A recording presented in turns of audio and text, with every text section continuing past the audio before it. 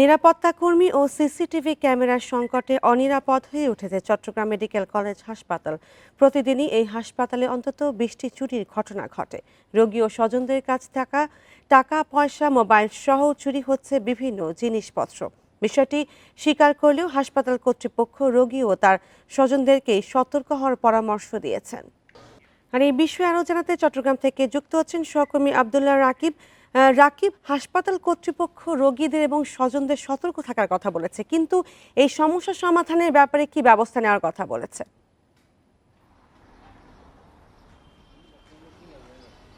ওনারা ওনারা যে কথাটি বলছেন যে রোগীদের বা স্বজনদের সতর্ক বা আরও বেশি তৎপর হওয়ার কথা, অর্থাৎ তারা বলছেন যে রোগীদেরকে নিয়ে আসলে যাতে অন্যান্য জিনিসপত্রগুলোকে খালি রেখে বেডে রেখে তারা যাতে দূরে কোথাও না যায়। কিন্তু হাসপাতাল কর্তৃপক্ষ যে সংকটের কথা তারা নিজেও স্বীকার করছে। তারা বলছে যে পরিমাণ আনসারের চাহিদা তারা চান সেটা আসলে লোকবল সংকটের কারণে সেটি পাওয়া হয় না তাদের পক্ষে। এবং সিসি ক্যামেরার কথা আমরা জিজ্ঞেস করেছি তাদেরকে, এবং তারা বলছেন যে তাদের দাবি যে 230টির মতো সচল রয়েছে, কিন্তু আসলে আমরা বাস্তবিক পক্ষে সেটির আসলে সরজমিনে সেটি আমরা পাইনি। এবং অনেক সিসি ক্যামেরায় দেখেছি আমরা আসলে দীর্ঘদিন ধরে অকেজো অবস্থায় পড়ে আছে এবং ধুলাবালি পড়ে এবং তার পর্যন্ত ছিঁড়ে আছে।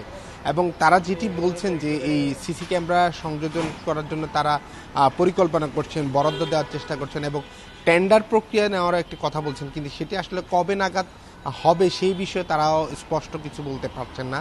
এবং তারা বলছেন যে হাসপাতালের নিরাপত্তার বিষয়টি আসলে তারা যে যতটা গুরুত্ব সহকারে দেখার দরকার, তারা বলছেন যে সেটি আসলে তাদের একার পক্ষে দেওয়া সম্ভব নয়, কারণ হাসপাতালে সেবা সংক্রান্ত বিষয়গুলো অনেক বেশি জটিল। এবং তারা বলছেন তাদেরকে সেদিকে নজর রাখতে গিয়ে আসলে এই রোগীদের যে নিরাপত্তার বিষয়টি সেটি আসলে তারা খুব একটা দেখা সুযোগ হয় না। আমরা তাদেরকে প্রশ্ন করেছিলাম যে রোগীদের গুরুত্বপূর্ণ জিনিসপত্রগুলো রাখার জন্য কোনো ধরনের লকারের ব্যবস্থা বা সংযোজন করা যায় কিনা, এবং তারা সেক্ষেত্রেও আসলে বলছেন যে লকারের জন্য যে পরিমাণ জায়গা দরকার সেটি আসলে চট্টগ্রাম মেডিকেল কলেজ হাসপাতালের ওয়ার্ডগুলোতে নেই। সেক্ষেত্রে হচ্ছে এক ধরনের হাঁটা চলার ক্ষেত্রে জটিলতা তৈরি হওয়ার কথা তারা বলছেন। কিন্তু আমরা দেখেছি চট্টগ্রাম মেডিকেল কলেজ হাসপাতালের বিভিন্ন জায়গায় রয়েছে আসলে লকার সিস্টেম। বেসরকারিভাবেও যদি দেওয়া হয় সেক্ষেত্রে রোগীদের অত্যন্ত গুরুত্বপূর্ণ যে সরঞ্জামাদি রয়েছে, অর্থাৎ মোবাইল সহ অন্যান্য বিষয় এবং চার্জিং দেওয়ার বিষয় ক্ষেত্রে আমরা দেখেছি অনেক রোগী ওয়ার্ডের যে করিডোর আছে সেখানে শুয়ে থাকেন এবং মোবাইল চার্জ দিয়ে একাধিকভাবে তারা